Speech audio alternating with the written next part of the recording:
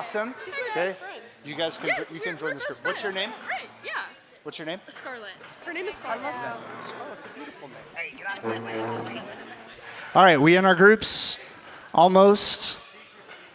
We are struggling. There we go. You guys are like front row seats. Way to go.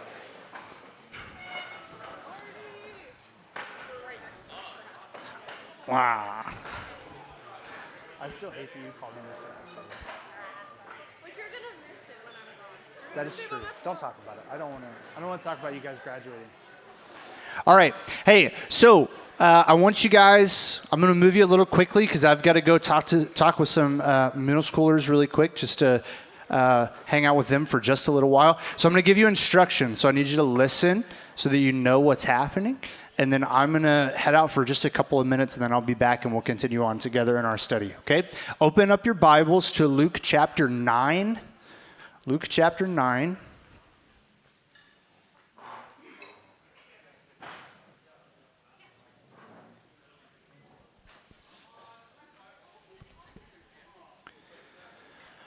Just as a reminder, in case you're like, hey, this isn't the ESV, this is a different version that people are reading in my group, totally. We've actually started using what's called the CSB Bible in students, so that might be a little bit different. If you want to read the same translation, they're in that tub over there if there's any left. All right, we're going to be in Luke chapter 9. We're going to be starting in verse 10, going through verse 17. This is a really familiar story to some of you probably. You've probably heard this before. Here's what we're going to do. Leaders, I sent this to you in the group message. Here's the plan, okay? Like always, we're going to read this multiple times. Can anybody tell me why it's important we read a passage of Scripture multiple times? So that we can learn it? Anybody else? Yeah, that's good. What happens when we read it multiple times?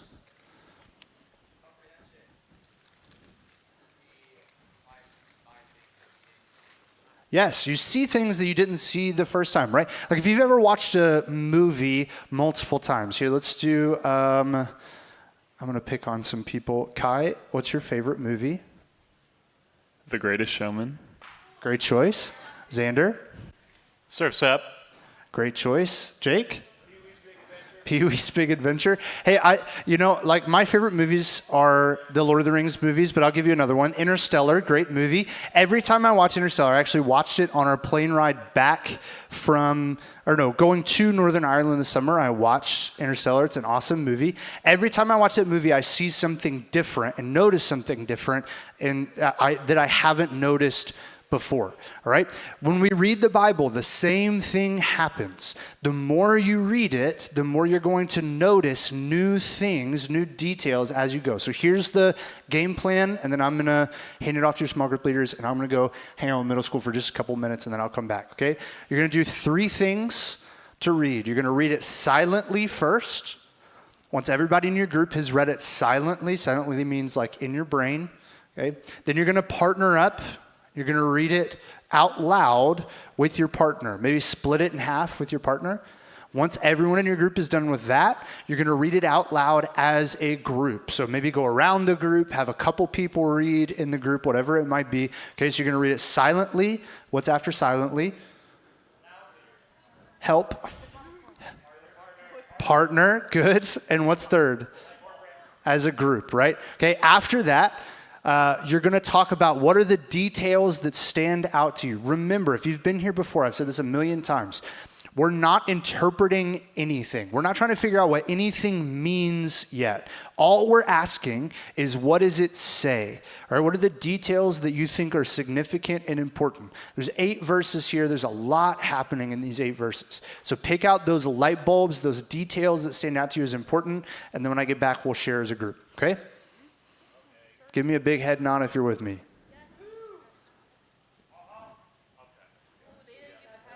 Head nod?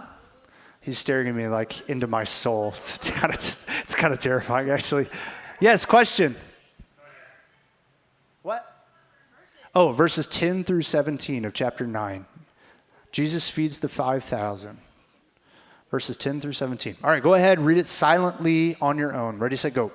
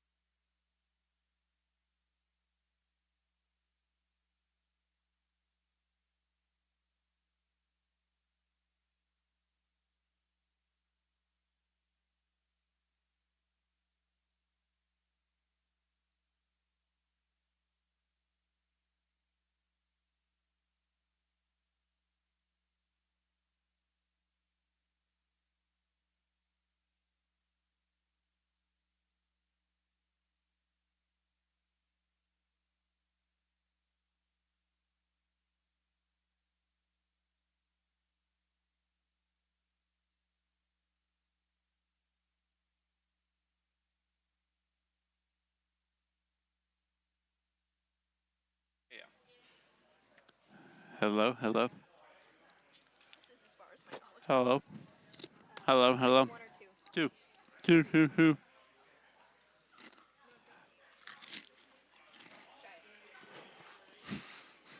Hello, hello. All right, it works. Should we go ahead without Andrew? All right. I just wanted to steal a mic because it's fun. Maybe. We'll try. If I can't, someone else can. All right. Light bulbs. What are light bulbs? Go for it. You're closer. Not only did he just speak, that only is like the 5,000 men, but he also, you have to think about the fact that they brought their wives and their children. So they were cooking the food. So probably was like double or triple the actual amount. All right, Danny. What's your... What is the... What? Oh. She was surprised that there was more than 5,000, so there was probably 10, 12, 15,000. Because of they only counted the men, so women, children. That way? All right, here you go, John. I'm just wondering what anyone else thinks the 5 fish and 2 loaves signify, unless I got that backwards. 5 loaves, 2 fish. What do those signify? Great question. Hey, everybody, give it up for John Pate, filling it in my absence. All right.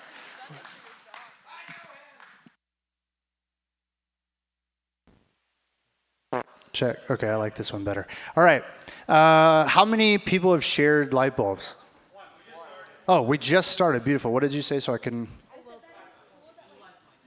just stated the 5,000 men, but that doesn't account for the women and children. Very cool. All right.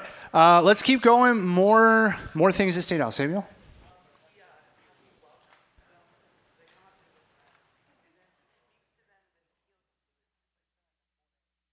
Yeah, very good. So there's like this kind of like almost order of, there's these things happening like welcoming, teaching, and healing that's going on. Love that. What are some more details that stand out? Yes. He has 12 baskets are left over, and he has 12 disciples. Very cool. That's a good detail.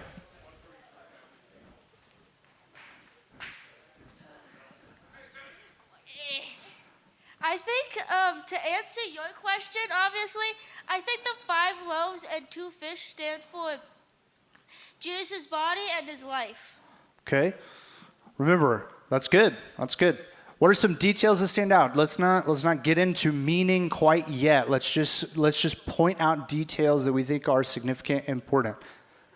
There's so much happening in this. There's more details for us to call out.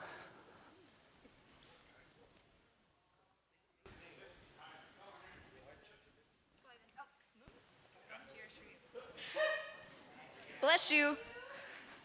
I like the fact that they all ate and were like completely full. Like they were not hangry.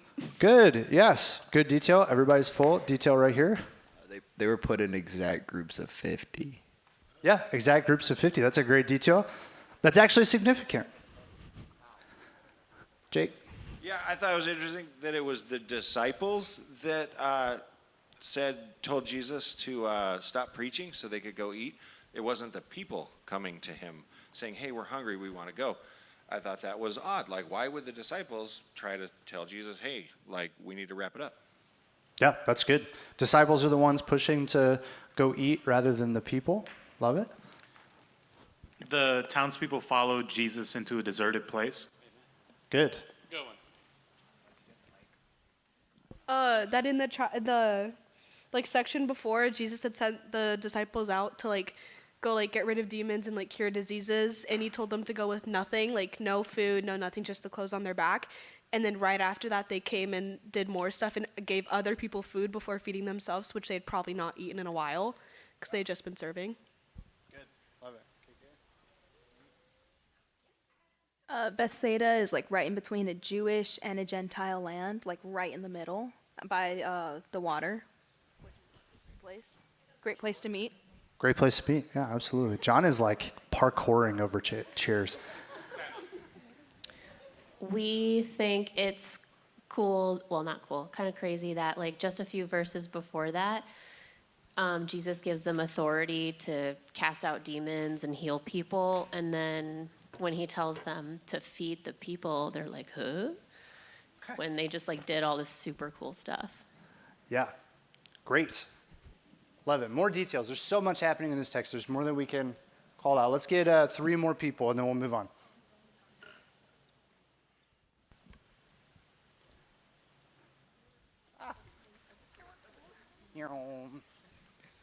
I don't like this chasing people with microphones. Where's I think it's kind of cool how in verse 11 it's like, and he spoke to them about the kingdom of God and cured those who had need of healing. And that's like all it says about it. I think that's kind of cool. That it's like kind of like a side thing because he's just like healing people. Yeah, that's great. It's like giving no more details other than he's just curing a bunch of people with diseases. That's kind of wild. All right, 2 more. I think it's interesting that he blessed the food and broke the bread. Great, absolutely. Blessed the food, broke the bread, love it. Did Jesus say, in my name? Amen. Probably not. I don't know. But we don't know. The text doesn't say. One last one. Help. Help. All right, Hunter. Thank you, Hunter. How did it like get there? Like all the food? How did the food get there? That's a great question. Because like you can't create matter out of not matter, so how does the matter get there? I learned it in science class that it can't happen. It's true. But it happened, but where did it come from? Yeah, great. Love it. All right. Here we go. So that's light bulbs. Those are all really great details. I promise we're going to circle back around to a lot of those things. What we're going to move into now this is a great transition. Thank you, Hunter, for that, are question marks. When you read this text, what are questions that come up? So, how did Jesus create seemingly out of nothing enough fish and loaves of bread to feed probably like 15,000 people? Like, how is that even possible? How is that happening? That's kind of what we're looking for. What are those questions that you have as you read this story? Okay? Ready, set, go. Talk about it with your group. Sorry, talk about it with your group.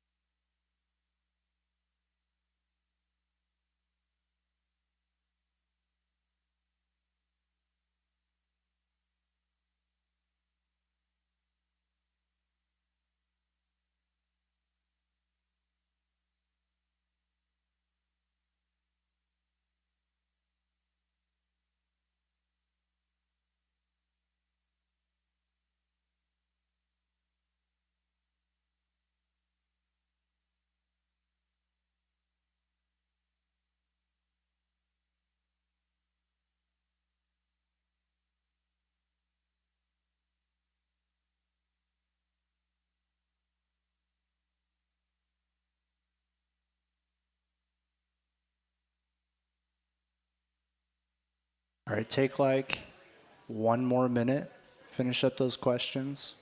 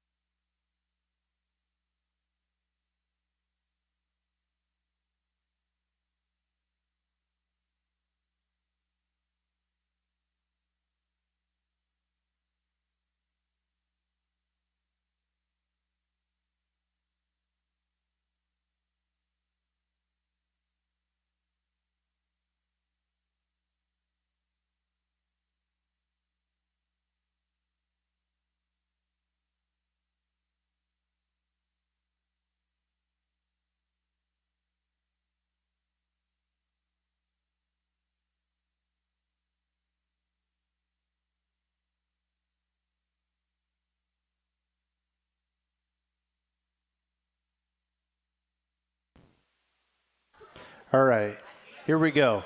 Questions. What questions come up as we look at the text? All right, I'm just going to repeat it. Go ahead and ask.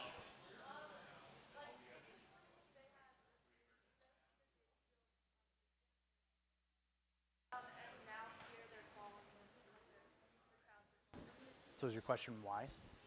Great. So the question here is before they had refused Jesus, they'd like kicked Jesus out, but now the people are following him and want to like hear his teaching and be fed.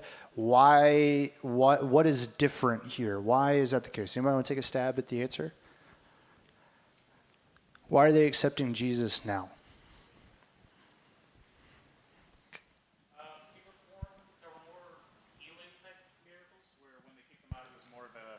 Casting out of demons, which was a little bit more violent, and Okay. it was a loss of revenue for the farmers because they lost all the pigs. Okay, good. So maybe it has something to do with the miracles aren't as maybe scary to see or as like impactful, at least economically. Okay. Anybody else want to give it a shot? New question or same question? Same question. Yes. Well, it looks like his popularity kind of comes and goes, because a little bit later it says a Samaritan village rejects Jesus. Okay. So maybe his popularity is rising and falling. So maybe this is like an upswing for Jesus, popularity-wise. One more guess.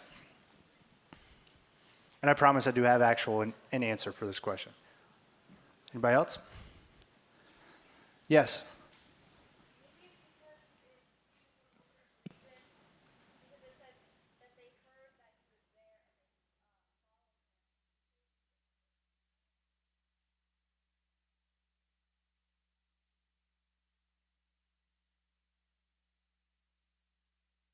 Okay, very good. Here's the answer. I'll give you the answer.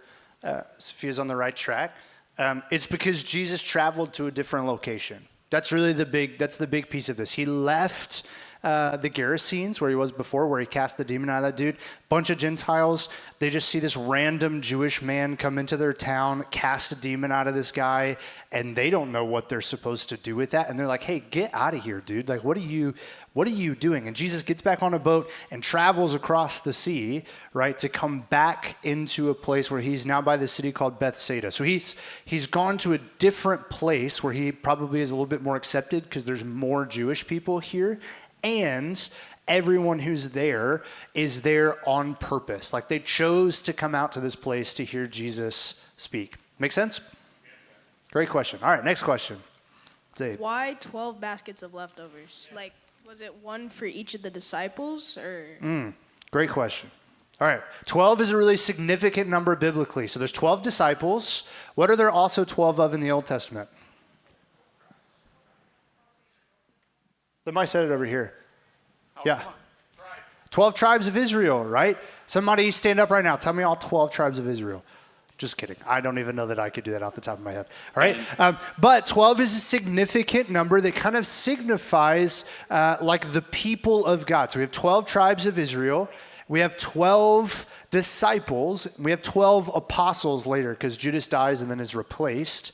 All right. So I think that 12 is a really significant number. Anytime we ask questions about numbers, here's the answer I will give you. I don't really know, but here's my best guess.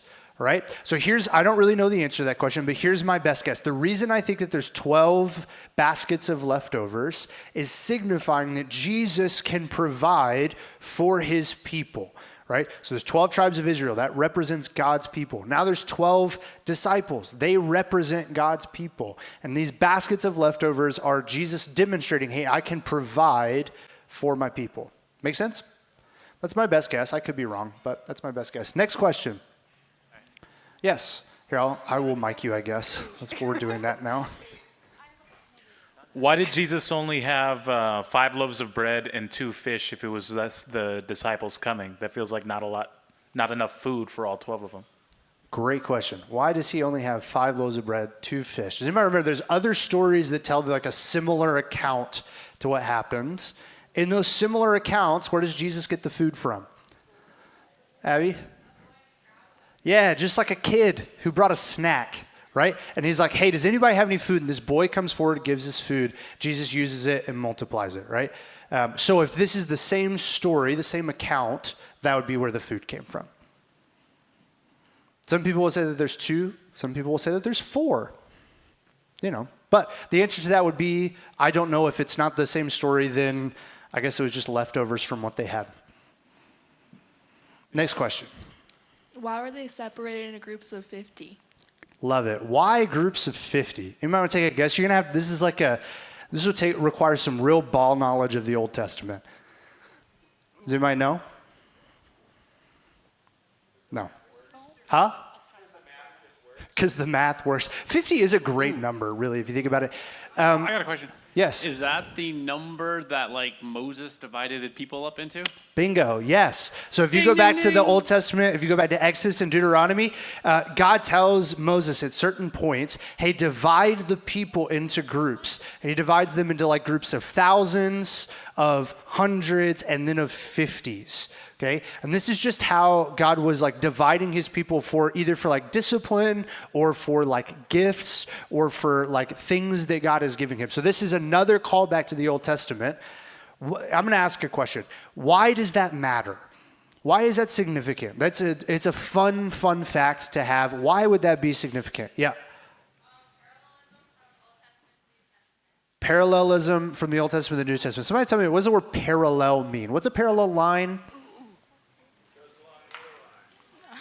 Okay, there are two lines that are across from each other and are never going to intersect, right? So what parallelism is saying is that there's hey, something's happening here in the Old Testament, and in the New Testament, we're actually seeing something really similar here that's happening. It's all over the New Testament, okay? So that's absolutely true. Why else would it be significant? Why does it matter that we're referencing back to God breaking up the people of Israel with this crowd of rando 15,000 people in this deserted place? What is Jesus trying to say to us here? I'm coming.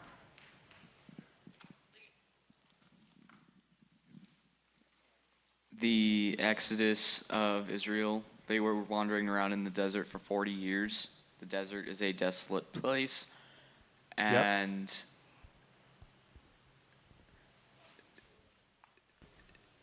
oh, it's right there. I can see it.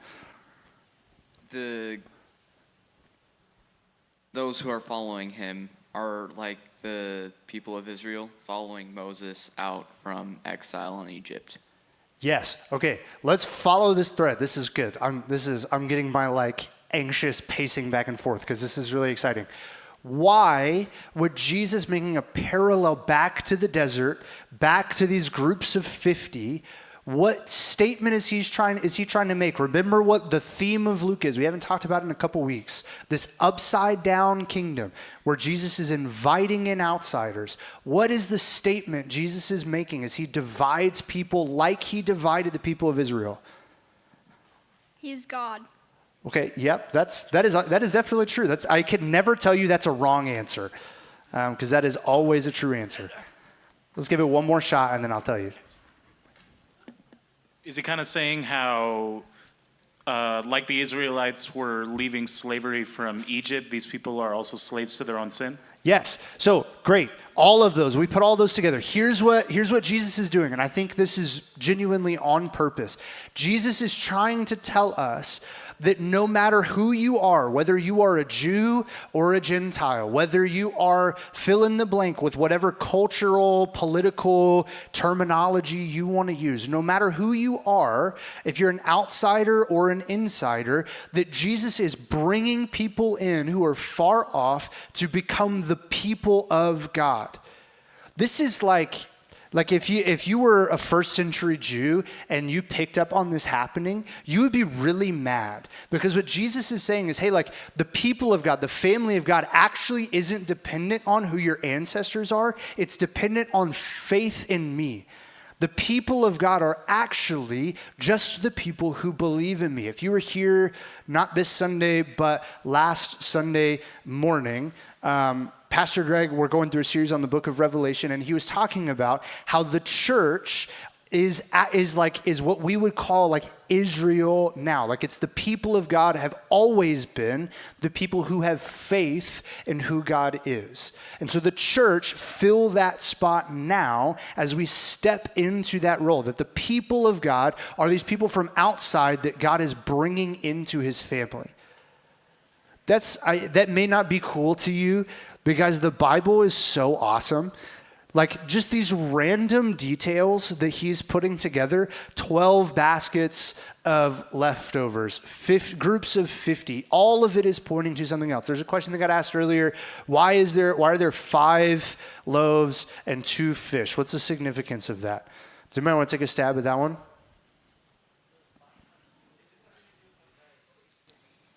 Okay. Sort of, yes. So we're on the right track. 5 plus 2 is? 7. Oh, yikes, guys. 5 plus 2 is? 7. Beautiful. In the Bible, if you see the number 7, what does it mean? It's a number of?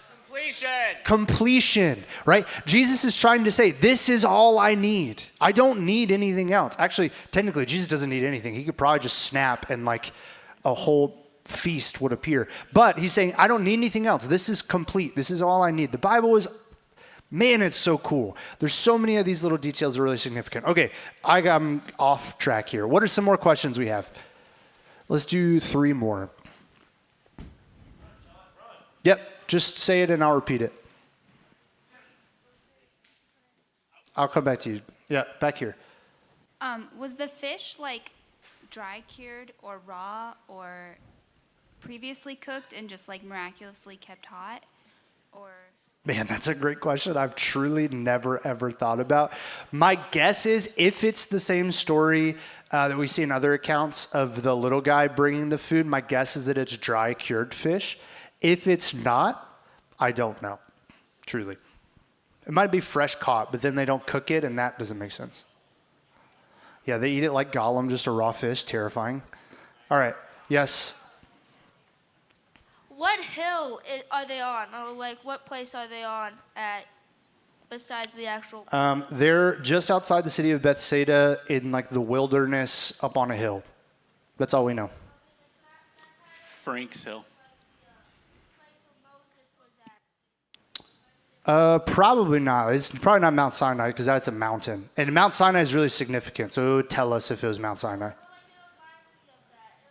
Yeah, that's good. That's a theme, so great job. We're picking up on a theme of like high places, people going up to high places to do things. All right, last question. Yes, Sierra?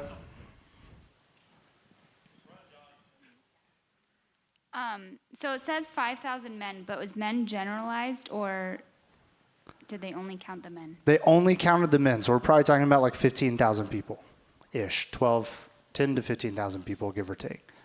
Why did they only count the men? Because they were the only one with rights. Truly, that's a crappy answer, but that's the real answer. So, like in a census, only the men counted. The women and children didn't have rights, and so they didn't count for anything. Carter, what's your question? I don't have one. Don't run away.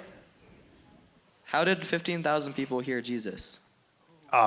That's such a good question. How did 15,000 people hear Jesus? Hey, I don't know. I know that it wasn't a microphone because there was no electricity. Here's what I would say. Number one, so I'm going to tell a really weird story. I promise it connects. Back in the 1800s, There was this guy named George Whitefield that traveled around America preaching. It's called the Great Awakening. He would go around preaching, and he would preach to 10,000 people, and there was no sound amplification. Two things that I think make that true. They're better listeners, and their hearing is better than us. And two, he positioned himself in a strategic place and was just better at projecting. But there were probably a ton of people who were like, what did he say? Hey, what did he say? And it probably is like traveling back as it goes. That'd be my guess. All right. Any last questions? Beautiful. All right. Did the people just want to get healed, or were they actually coming for Jesus? Oh, man, that's a good question. Is there a difference? Ooh. Yeah, I think probably there's like groups of people, right? So I'll flip the question back. It's a rhetorical question. Please don't answer. On a Sunday morning or a Sunday night, and you look around, are you just here to hang out with your friends, or are you here for Jesus? The answer is probably for some of us both. And for some of us, it's one or the other, right? Like I think there's different groups that are there. Like I think there are people who are like, this guy can heal me. He just raised this girl from the dead. I'd like to be healed, please. Like I have this, I don't know, sore throat. I don't know. Like I need to be healed. And there's probably people who are like, this guy's on to something. I want to listen to him. And then there's probably a ton of people who have both. Right? So I think it's similar to us. Like we come to church with lots of different things. Maybe it's to hang out with your friends. Maybe it's to do Bible study. Maybe it's a healthy mixture of both. I think that's true of them as well. All right. So here we go. We're going to walk through this. You guys are doing great. There's not a ton that I even need to talk about, but we're going to hit a couple of things that I think are really important. All right. I want you to look at verse 10. What does he call the 12 guys that follow him? Apostles. Have we heard that word yet in the Gospel of Luke? Do you remember? I don't think so. I could be wrong. I went back and did like a cursory glance as you guys were talking earlier. I don't think so. If that's the case, which I could be wrong, I'd be more than happy for you to tell me like, hey, actually, they do use that word before. But if they don't, why the change of title for these 12 dudes? What's the point of the different title for these guys? Hint, look back and see what just happened. Mason, you want to give it a shot? Here. They go from following Jesus to leading for Jesus. Ooh. Go from following Jesus to leading for Jesus. What is the big shift that makes that happen? Jesus gave them his authority in the passage before. Good. Look up at the passage before. So both of those are absolutely right. So if you go to the beginning of chapter 9, we actually skipped this. But it says, starting in verse 1, summoning the 12, he gave them power and authority over all the demons and to heal diseases. Then he sent them to proclaim the kingdom of God and to heal the sick. So we see this transition from just followers to people who are actually leading, to people who are actually given the authority and the power to go out and do something in Jesus' name. And we see this name, this title shift for these guys, that they're no longer just disciples, which means they're no longer just learners and followers, but instead they're doing something different. Make sense? That's really, really important for us to understand. Yep. I won't hold the mic in your hand.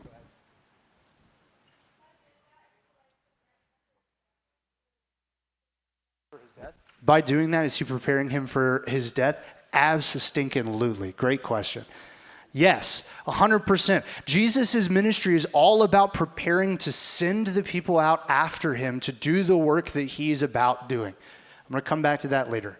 Okay, so we get that at the very beginning. When the apostles returned, they had just been out literally casting out demons, healing the sick. Okay, you guys know if you've been to summer camp before, the summer camp high that they talk about where you come back we'll use terms like on fire for Jesus or this summer camp high point feeling, right?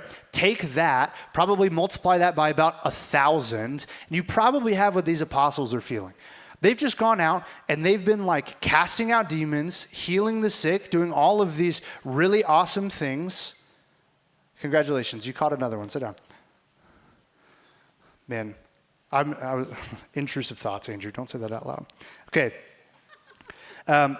they've just got back from this incredibly spiritually significant experience where they've been casting out demons, healing the sick. That's probably more than most everyone in this room has ever seen miracle-wise happen. What's the first thing that they do to Jesus when Jesus gives them another command? What does it say they do in verse 12? He hadn't even given them a command. They walk up to Jesus. What do?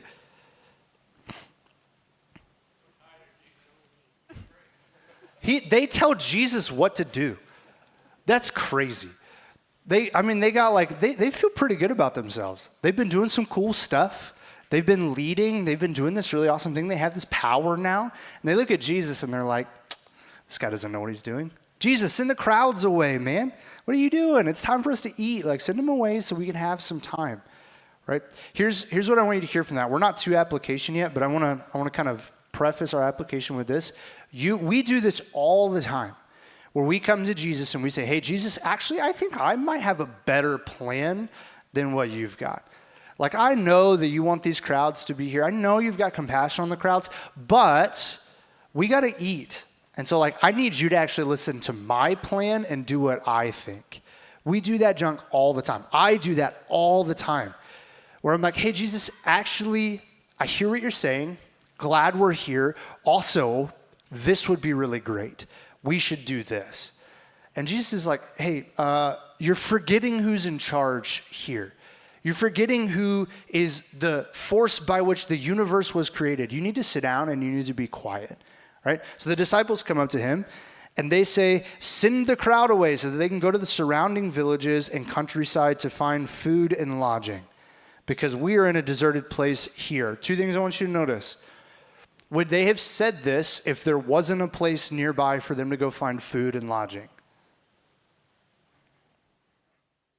The answer is no. No.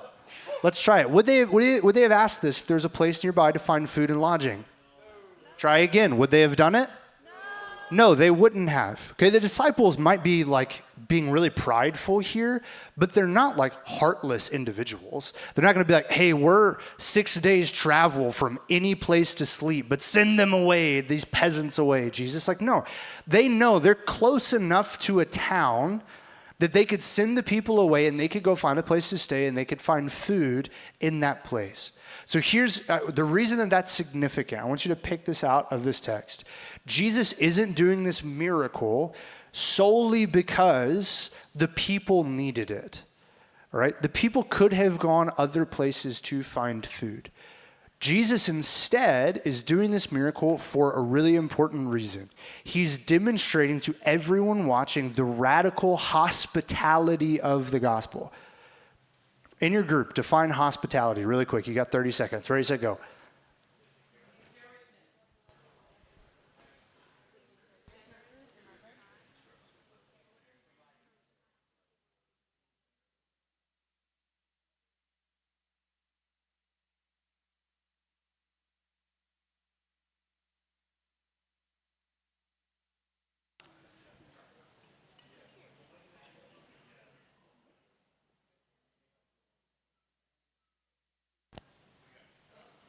Three, two, one. What's hospitality? Somebody tell me.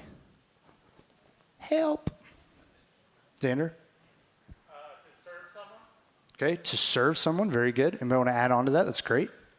Yes? Did you say friendly welcome? Is that what you said? You're so quiet. I can't hear you say it. Oh, God, I was not even close. Tending to people well. Absolutely. Great. Okay, let's get one more add on. Yes. Inviting people in. Absolutely. If we take all three of those things, those are all like true of what hospitality is. Hospitality is this. If you've ever gone to someone's house where the person that owns the house or is living in the house is like the best host ever. Like they've got food ready for you. They've got games on. Like everything is taken care of. So when you walk into the house, you can just hang out, be comfortable, and enjoy whatever you're there for. Have you guys been to a house like this before? Great. That's hospitality, right? That's serving. That's tending to the needs of people well. That's inviting people in. Hospitality is this reality of bringing someone into your space, making them feel welcome, cared for, and taking care of their needs. That's hospitality. Jesus here could have said, hey, instead of generating a bunch of loaves and fishes, I'm actually just going to generate a ton of gold coins. And you guys are going to be able to go to the best restaurant near you. Like a leprechaun, these gold coins are going to disappear in 24 hours. Jesus absolutely could have done that, but he doesn't, because instead he's extending this invite to the people around him to experience the radical hospitality that God's kingdom brings. What that means for you is this. This is a really beautiful thing, and I want you to hear this. You are not welcome in God's kingdom on your own. You're not. None of us are. We're like these dirty, barefoot people walking around in the hills trying to find somewhere that has hope. And Jesus looks at you and says, you're not worth anything to the world around you, and in and of yourself, there's no goodness, but I'm still going to invite you in, and I'm going to be the best host there's ever been. Why? Because I own it all, and I love you. That's what Jesus is demonstrating here. It's not just, how cool is it that I can multiply this bread and this fish? No, we're missing the forest for the trees. What Jesus is doing is instead saying, hey, this is what the kingdom looks like, that everyone is invited in, regardless of who you are, no matter what your culture is, no matter how rich or how poor you are, no matter what you believe about the world, you're being invited into my kingdom, and I'm going to give you a seat at the table. That's a beautiful, beautiful picture. If we fast forwarded to the book of Revelation, which if you're coming on Sunday mornings, we're walking through right now. If we fast forwarded to the book of Revelation, at the end of all things, when Jesus returns to bring his church into his presence, what does it describe that meeting like? Does anybody know? A feast, particularly a wedding feast, but it's a big meal where we're invited to sit at God's table in his family and enjoy his hospitality, this time forever, right? This is the picture that Jesus is painting for us here, all right? So let's keep going, a couple more things, and then we'll do some application, then we'll finish, okay? Picking up in, I love this question in verse 13. I want to park here for a second.